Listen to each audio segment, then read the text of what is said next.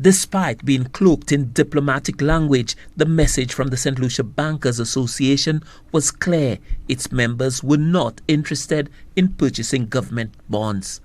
This was in response to a letter from the Acting Director of Finance, Ms. Esther Rigobert, dated 24th April, to the Bankers Association.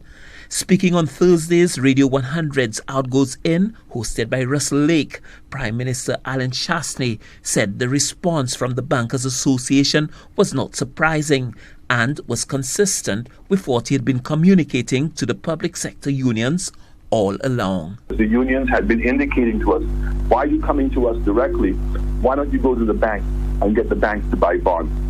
And we've been saying, Stanley, for the longest time, the banks can't buy our bonds because they've reached their prudential level. So for the general public, prudential level means that from a risk perspective, banks and other financial institutions are limited as to how much money they have, as to how much they can lend to government. Yeah. So they're not supposed to overexpose themselves and create unnecessary risk by having all of their eggs in one basket. And they had reached that level. The Prime Minister said his offer of part bond, part cash payment to public servants from grade 7 upwards would leave some public servants with more disposable cash on payday than they would normally have. In the proposal that we've made, civil servants, most of them, actually will take home more money today. Well, will take home more money under the new scenario than they do today. And why is that? If they're going to get 50% of their salary in cash, the other 50% in a bond, their entire PAYE deduction is going to be on the bond side of it. Okay.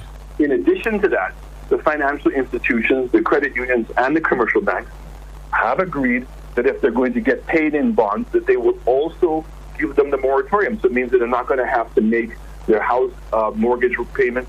They're not going to have to pay their car payment, and they're even going to get a waiver on some of their credit card payments.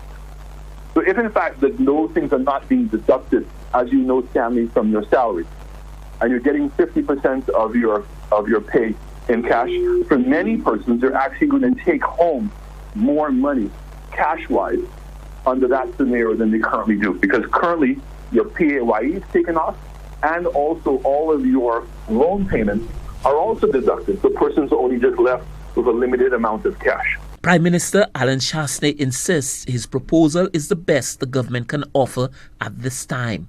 The public sector unions are yet to be convinced that this is the case. There's a yawning gap between the positions of the government and that of the public sector unions. Some speedy resolution would have to be found if the government is to meet one of its more sacred commitments in the coming weeks, that of paying public servants' salaries. Stanley Lucian for the HTS News Force.